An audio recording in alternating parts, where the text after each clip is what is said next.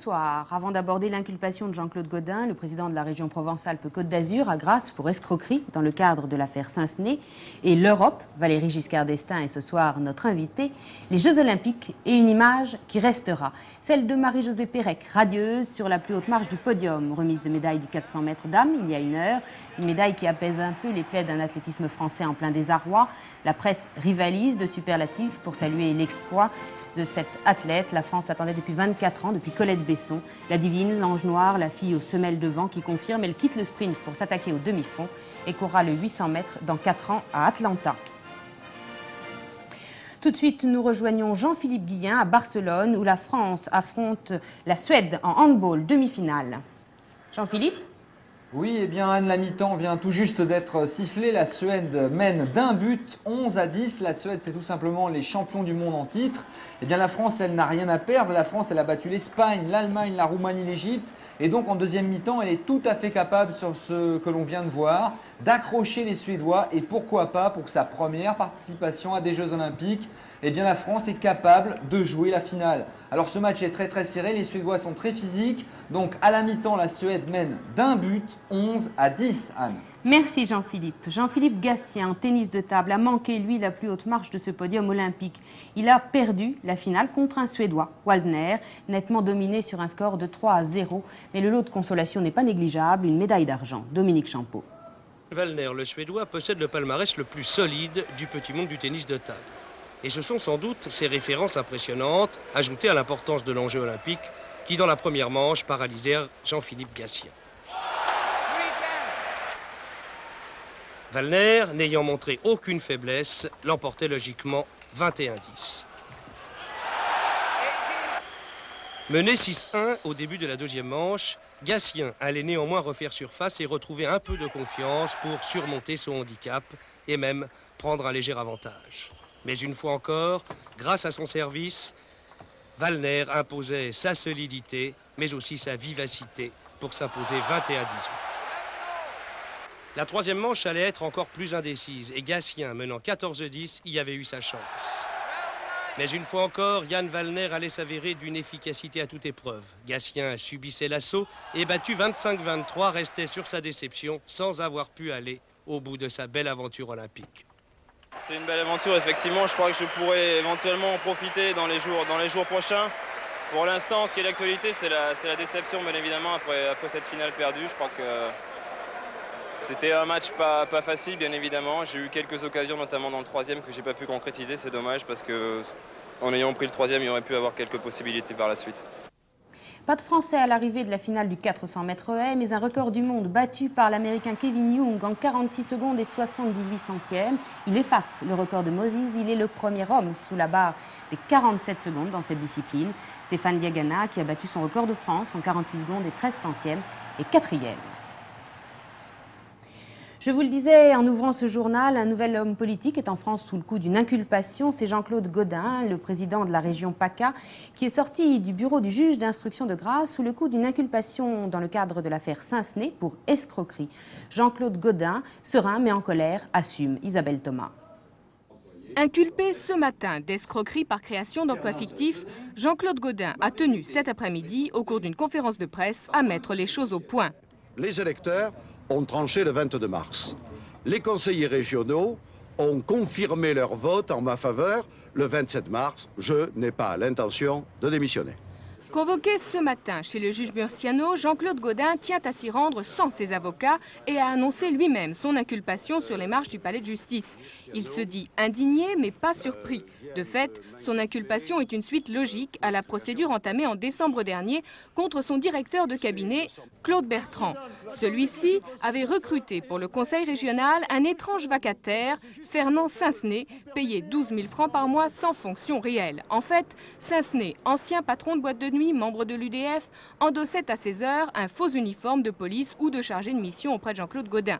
Il avait même monté une affaire de raquette fiscale. En pleine campagne pour les élections régionales, Saint-Sené accusera Claude Bertrand de l'avoir chargé de collecter des renseignements sur Bernard Tapie, l'adversaire de Jean-Claude Gaudin. Le président du conseil régional de Provence-Alpes-Côte d'Azur s'attache maintenant au secret de l'instruction et qualifie son inculpation d'épisode final de la campagne électorale des dernières régionales. Valéry Giscard d'Estaing, Oui. bonsoir, merci d'être avec nous ce soir. Votre réaction face à cette inculpation? Vous pensez par exemple que Jean-Claude Gaudin devrait démissionner comme François Léotard, qui n'est plus ce soir le maire de Fréjus? D'abord, si vous voulez bien, parce que vous avez annoncé plusieurs nouvelles, moi je voudrais dire à mon tour bravo à Marie-Josée Pérec pour sa belle victoire et ses belles images. À propos de cette affaire, de Jean-Claude Gaudin, il faut tout de même faire attention aux mots. On dit inculpé d'escroquerie. Moi, je ne suis pas du tout au courant de cette affaire, mais j'entends simplement ce que vous avez dit, ce que votre journaliste a dit. Il C'est s'agit... escroquerie pour création d'un emploi C'est ça, fictif. pour création d'un emploi fictif d'une personne qui a été payée 12 000 francs par le Conseil régional de Provence-Côte d'Azur. Vous êtes plus au courant, vous ne le dites. Non, j'ai simplement entendu la radio, c'est en voiture. Bon, quand les gens ne font pas d'escroquerie, c'est pas ça. Les escroqueries célèbres, les opérations financières qui ont eu lieu ces dernières années portaient sur des millions, dizaines de millions, centaines de millions de francs. Bon, là, je suis persuadé que Jean-Claude Gaudin pourra démontrer rapidement son innocence. Et puisqu'il doit démontrer son innocence, il n'y a aucune raison de se défaire de ses mandats, d'autant plus que, comme il le dit lui-même, c'est une affaire qui est déjà ancienne et qui est antérieure à l'élection régionale. On en a débattu avant l'élection régionale, les électeurs étaient au courant, l'ont réélu. Je vous rappelle, je souhaite qu'il puisse se disculper le plus rapidement possible. Nous allons parler de Maastricht maintenant. Le clan des partisans du non est très mécontent de l'organisation de temps de parole pendant la campagne officielle pour le référendum. Ils devront négocier à l'intérieur même de leur parti. Et ceux qui n'ont pas de représentation parlementaire ne sont pas plus satisfaits. Ils devront se contenter de 5 minutes d'antenne. Jérôme Catalin. Il fallait s'y attendre. Le décret, adopté hier en Conseil des ministres sur la campagne officielle du référendum, fait grincer quelques dents. Car les formations politiques, qui ne sont pas représentées au Parlement par un groupe, mais qui ont obtenu au moins 5% des suffrages au cours de l'une des dernières élections générales, pourront bien avoir accès à la campagne officielle, mais les Verts, Génération Écologie et le Front National ne disposeront chacun que de 5 minutes à la télévision et 5 minutes à la radio. Scandaleux, selon Jean-Marie Le Pen, qui estime que son parti doit pouvoir s'exprimer plus longuement. Même réaction du côté des amis d'Antoine Wechter. On a l'impression qu'on maintient les privilèges de la bande des 4 anciens grands groupes politiques. Je dis bien anciens, puisque le RPR et le PCF sont moins forts que nous au Parlement européen. Mais ce débat sur le débat va provoquer également quelques remous au sein des plus grands partis, ceux qui disposent d'un groupe parlementaire et qui se partageront donc 2 heures de télévision et 2 heures de radio en fonction de l'importance de leur groupe. Répartition proportionnelle qui irrite d'ailleurs les communistes. Le RPR a décidé de partager son temps d'expression entre tenants du oui et tenants du non à Maastricht. Mais le PS et l'UDF n'accorderont pas une minute de leur précieux temps à ceux qui prônent le non à Maastricht. Il est vrai que les opposants au traité d'Union européenne sont plus nombreux dans le mouvement gaulliste que chez les socialistes ou à l'UDF. Mais Jean-Pierre Chevènement et ses amis d'un côté, ou Philippe de Villiers et les siens de l'autre, n'apprécieront pas d'être privés par leur parti de campagne officielle. Vous n'allez pas laisser parler Philippe de Villiers ou Michel Poniatowski? Je crois qu'il parle beaucoup. Je crois qu'il parle plus que nous à l'heure actuelle. Et on les voit sur l'ensemble des médias. Là, il s'agit de la campagne officielle. Elle est fixée suivant certaines règles. Et je vous rappelle que les instances de l'UDF ont voté à l'unanimité en faveur du oui. Nous avons fait une réunion importante il y a déjà 2 mois. On a voté publiquement et à l'unanimité, on approuve le oui. Alors, à partir du moment où un mouvement politique approuve le oui, il est normal qu'il l'exprime. Quant à la répartition du temps de parole entre les composantes de l'UDF, je peux vous dire que ça se passe sans problème. Et naturellement, on tiendra compte de l'importance relative de chacune des sensibilités. Monsieur le Président, dans les sondages, on assiste à une légère érosion du oui et à une petite montée du non. Est-ce que vous en êtes satisfait de ces sondages, comme l'est Pierre Bérégovoy l'a dit hier? On ne peut pas être satisfait de sondages dans lesquels on voit les non monter plus que les oui. Donc on n'en est pas satisfait. On va essayer d'améliorer ces résultats. Vous allez vous lancer dans la campagne, oui, bien sûr, mouiller votre chemise et faire la tournée des plages? Alors, la tournée des plages, sûrement pas, parce que je crois qu'il faut laisser les gens tranquilles sur les plages. Et d'ailleurs, je ne les vois pas interrompre une baignade pour venir lire les 150 pages du traité de Maastricht. Je crois que nous aurons 1 mois de campagne. Nous allons commencer vers le 20 août, d'ici le 20 septembre. On aura donc 1 mois et nous allons essayer d'améliorer ces résultats. À l'heure actuelle, vous savez que les 2 sondages qui ont été publiés donnent le oui gagnant chaque fois, avec une marge tout de même assez nette. Nous voulons améliorer ce résultat en répondant aux motifs de ceux qui sont tentés de voter non. Et parmi ces motifs, que j'ai regardés avec beaucoup d'attention, le plus important, ce sont les gens qui disent « c'est trop compliqué, nous ne sommes pas informés ».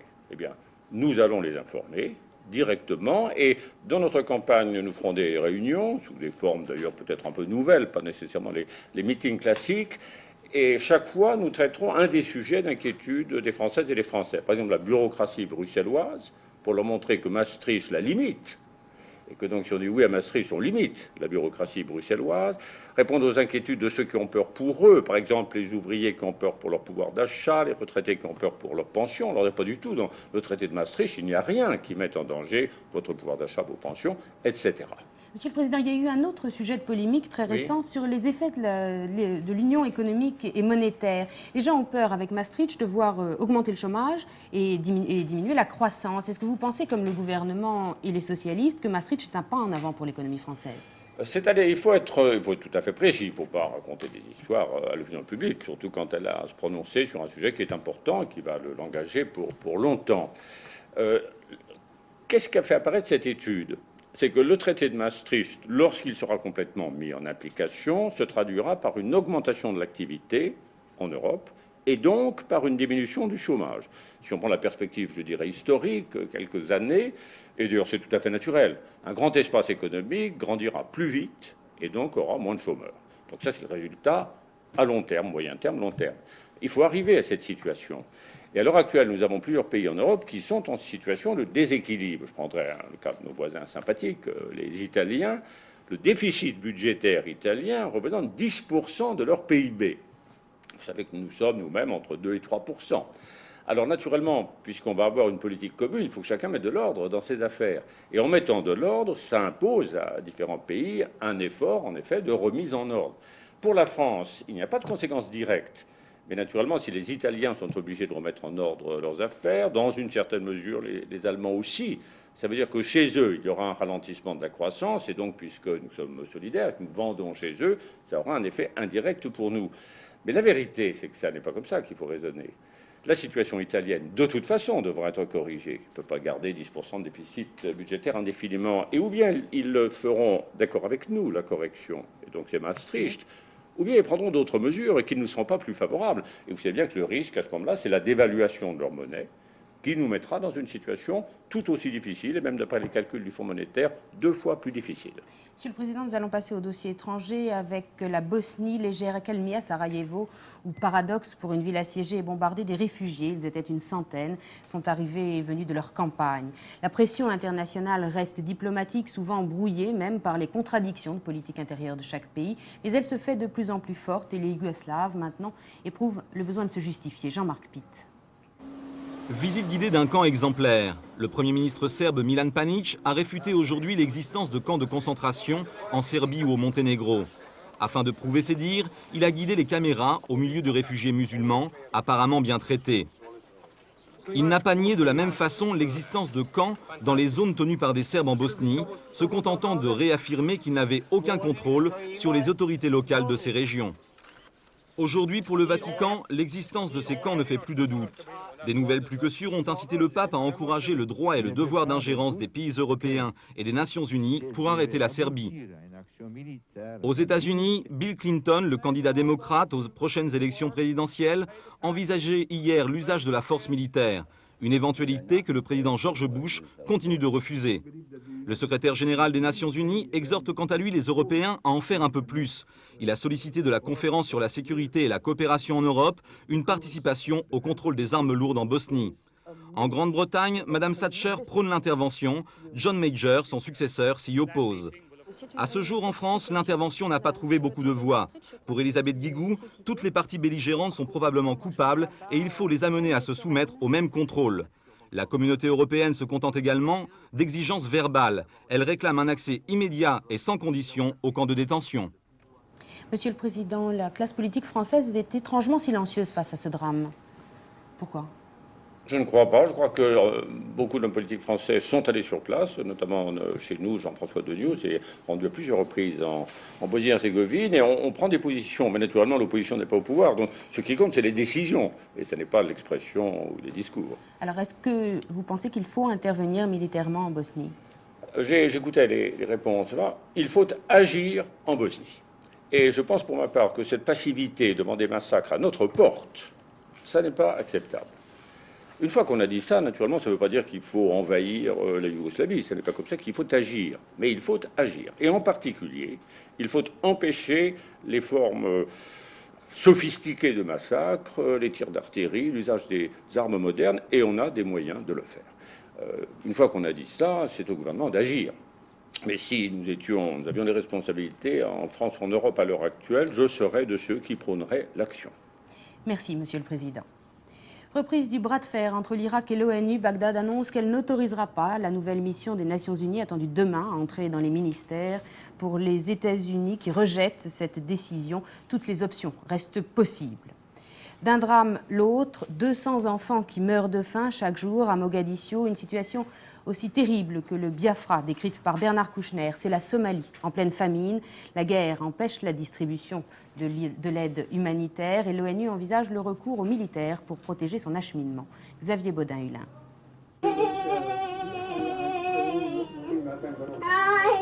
Il y a des endroits comme ici, à Kaansaderi, au sud du pays, où il n'y a même pas de distribution de nourriture. Des endroits où les mots d'urgence absolue prennent tout leur sens.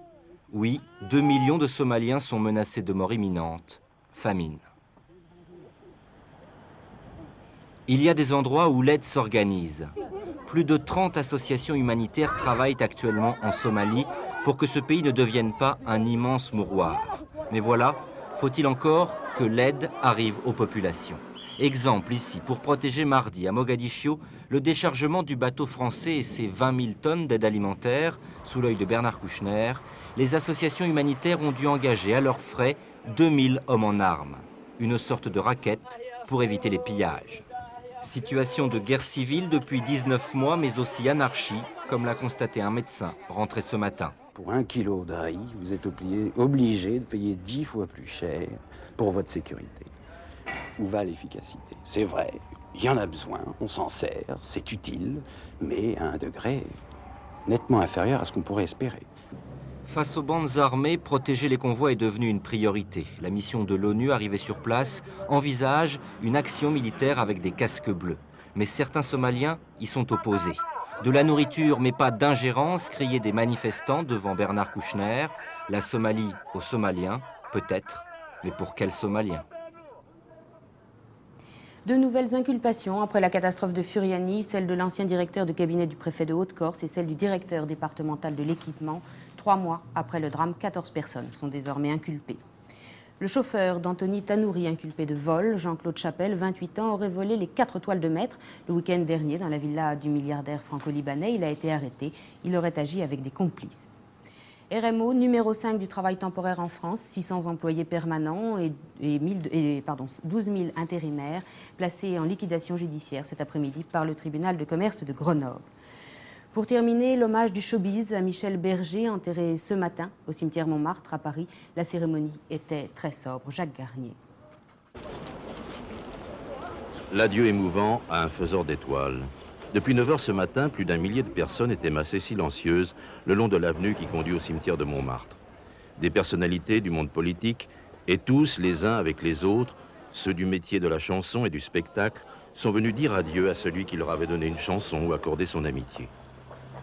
France Gall, son épouse, son interprète de prédilection, le visage brisé par la douleur, accompagné de Pauline et Raphaël, ses 2 enfants, suivaient lentement le fourgon mortuaire le long d'une allée envahie de gerbes de fleurs. Homme doux dans un monde un peu fou, Michel Berger a en quelque sorte succombé à une certaine fureur de vivre. La peine ce matin au cimetière de Montmartre était pudique, discrète, à l'image de ce nouveau romantique qui détestait la frime, le vacarme et le décorum d'un monde souvent très artificiel dans lequel il avait réussi cependant à s'imposer.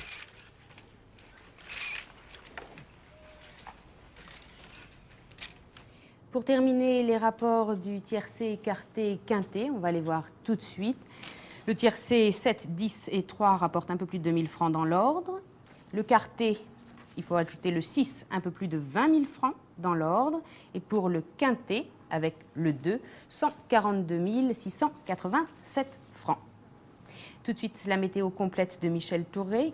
Puis Barcelone, le handball. À 22h30, Catherine Matoche vous présentera Soir 3. Je vous retrouve demain dès 12h45 et à 19h pour le 19-20. Bonsoir.